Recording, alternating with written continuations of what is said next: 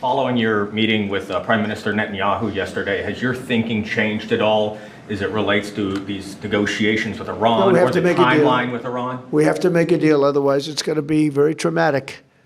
Very traumatic. I don't want that to happen, but we have to make a deal. They should have made a deal the first time, and they got Midnight Hammer instead.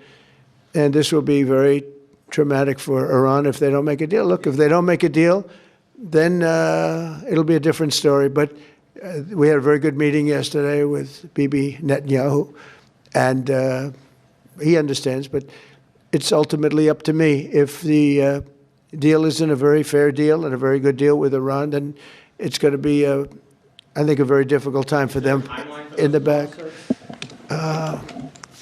I guess over the next month, something like that. Yeah, it shouldn't take, I mean, it should happen quickly. They should agree very quickly, yeah.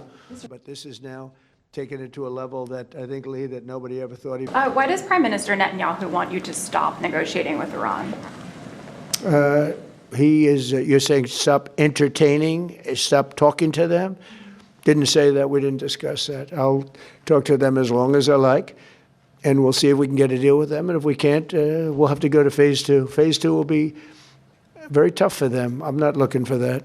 We have a half an ounce of fuel. We have fuel for the next. Now that the war is ending in Gaza and Israel, I wanted to ask, do you believe Bibi bears any responsibility for the security failures that we saw on October 7th? Well, October 7th was a rough time, and I guess everybody's responsible. It's you to look, but it was a terrible attack. It was a sneak attack.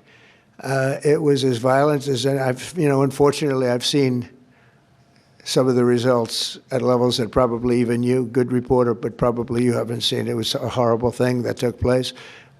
People were surprised. It was a surprise attack. Nobody saw that coming. He didn't see it coming. Nobody else would have seen it coming if they were in his position, I don't believe.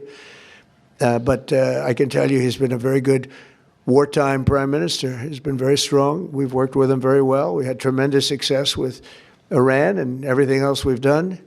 And he really has been. He's been, extraordinary as far as a wartime prime minister. Not easy. And, you have a president that refuses to give him a pardon. I think that man should be ashamed of himself. A pardon over this trial that's going on. The president of Israel, the primary power he's got is the power to give pardons. And he's not, he said he's given it 5 different times, but he doesn't want to do it because I guess he loses his power. I think the people of Israel should really shame him. He's disgraceful for not giving it. He should give it. But Bibi's been a great wartime prime minister, and I've been the best friend to Israel I think that they've ever had.